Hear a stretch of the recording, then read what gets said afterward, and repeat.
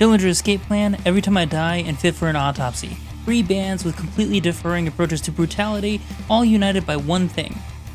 Slept on all of them. I've never really actually listened to a full record from either 3 of those bands, but here we are. We're gonna go dive into a new EP from Better Lovers, comprised of members from all 3. We're gonna see what they do when they put their heads together. So without further ado, while others change, you stay the same. Your mission can't catch up to where your mouth is. like how almost snarky and sarcastic the vocals are here. There's some fucking serious attitude behind them. There's some hate behind these lyrics too. You started off as kids, you started off a kid, perpetuating walls, perpetuating walls. You got manipulated, told us behind the back. Yo! Unexpectedly gorgeous. Holy shit. Loving the leads in the background.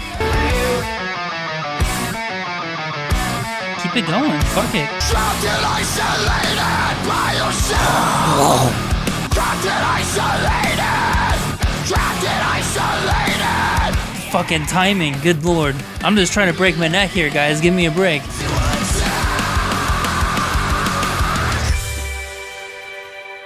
Oh my god. Well, dude, I just hit record. This has been 3 minutes, and we are already going absolutely all over the place.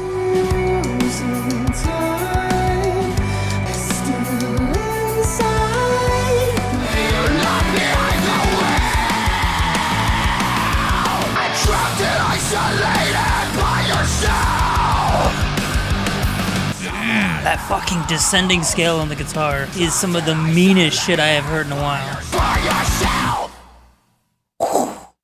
Alright, we're off to a gorgeous start. Now, I have heard this song. It's been requested a couple times over on my streams, which should be live right about now if you are... See, this is kind of what I expected. This is why the first song is taking me off for such a loop. This song is just kind of savage and unrelenting, you know? It's very straightforward. You know what you're getting here. You're getting punched in the fucking jaw. You're getting mathy riffs. You're getting agonized mid-range screams all the way through. Just punchy. Mean.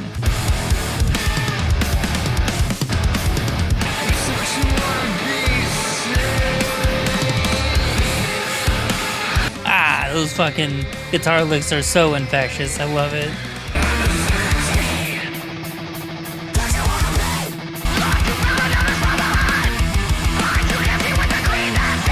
These beatdown sections, like where it just really speeds up and goes relentless, I feel like a lot of modern metal, even some of the more atmospheric stuff, could use the occasional bits like that mixed in. This shit is just so tough.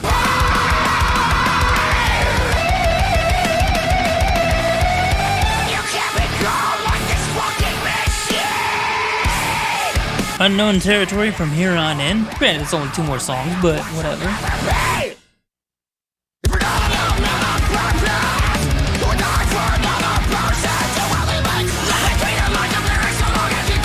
I don't know if that's like more guitars in the background or like a synth, but it sounds really, really eerie and chaotic.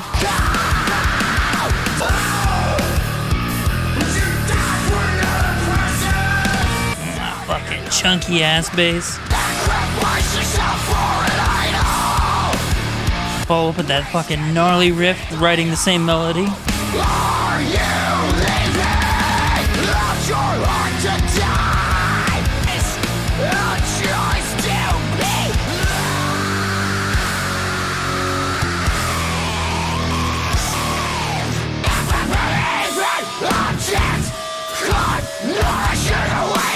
I love how subtle the timing changes are in this, like within a riff where they'll like go kind of off time a little bit without necessarily derailing the whole thing. It's kind of a cool element of this kind of music that rarely ever happens in such a restrained manner, but I think it helps keep that really driving hardcore sound go as we whip out clean instruments. Oh wait, no, here we go.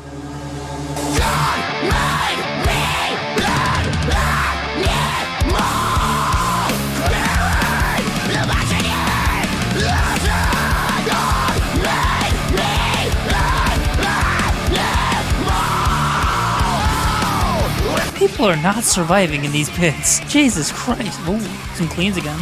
Oh, singing. These are not clean. This is singing, but it ain't fucking clean.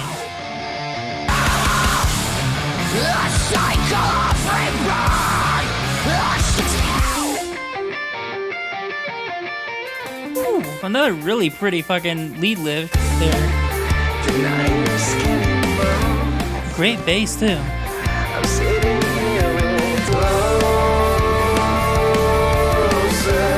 Okay, so I'm actually familiar with the singer's like other work, not Dillinger, but like his other projects. This barely sounds like him, even singing, which is kind of cool. Even when he's singing clean, he's doing it in a different way that sounds a lot more menacing and unhinged here.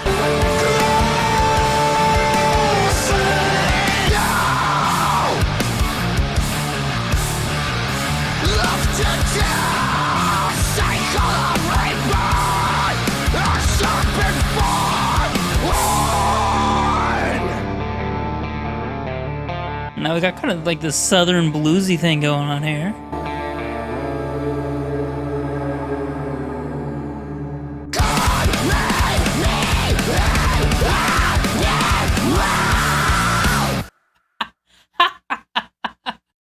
I cannot possibly comprehend how anybody looking forward to that could be disappointed by it. Now, I don't know what the reception is so far, but I'm going to assume it's glowing because god damn, that is pretty much what one would expect, plus some very, very pleasant extras on top of it.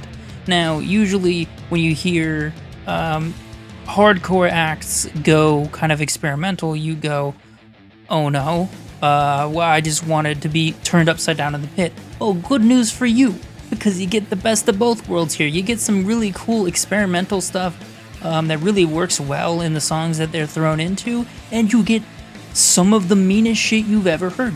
Just non-stop skull punching for, I'd say, a good 90% of this, mixed in with a couple of clean interludes, some interesting vocal choices, some southern influences toward the end there, and just overall you get one menacing, very interesting to listen to, and more importantly, most importantly for how new this act is, promising, because this EP is just kind of like a sample of what they can do, more or less. This has got to be really exciting for people who've been like fans of this branch of hardcore for the longest time, like I'd say since the early days of Every Time I Die and Dillinger. It just feels like that same energy from the songs that I've heard from those bands, however few they may be. It's really just harnessing that same energy, and I think taking it to 11. This is really some of the best stuff that I've heard so far from any of these projects, which, I mean, I could be blaspheming right now, and I might get grilled in the comments, it is what it is. But that's, so far from what I know, this shit goes really, really hard, and I really want to see what they do with a full album, especially with the way they're mixing in the other elements. If they have more time than 15 minutes to branch out and kind of really explore, I want to see what they do. I'm really impressed with the vocals as well. I know his other project, The Black Queen, which is one of my favorite vibe out, work on some art kind of projects to listen to, so I'm kind of used to his singing vocals. I'm not used to his screaming at all because I've heard very, very little Dillinger Escape Plan, and the Dillinger Escape Plan that I did listen to the most had Mike Patton on the vocals. And while I'm sure Greg was also in the vocal booth for those sessions too, I haven't heard it recently enough to know who's who there.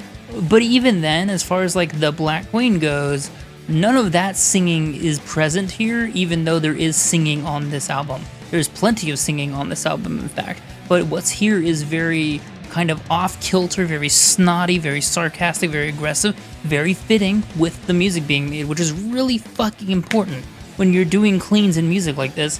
And I feel like not enough people give this credit, especially like people who really hate clean singing in general in heavy metal. It can be done right.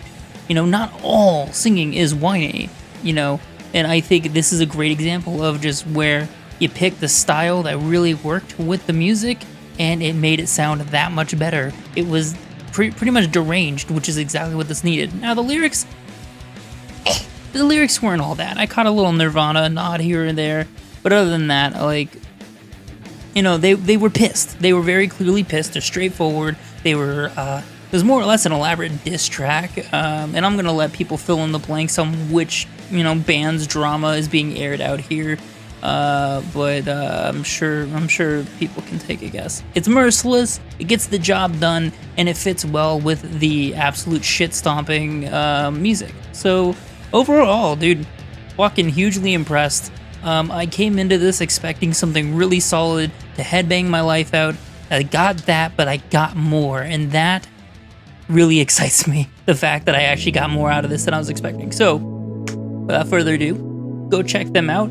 I'm still working on my sleep token project, which is kind of a little bit more of like an artistic side of reactions and reviewing. It was much more heavily edited, therefore it's taking a lot longer. But all 3 albums have already been shot by now. So yeah, that'll be, I'm excited for those to come out when they are. But outside of that, that's it for me, guys. Thank you so much for watching. Peace out.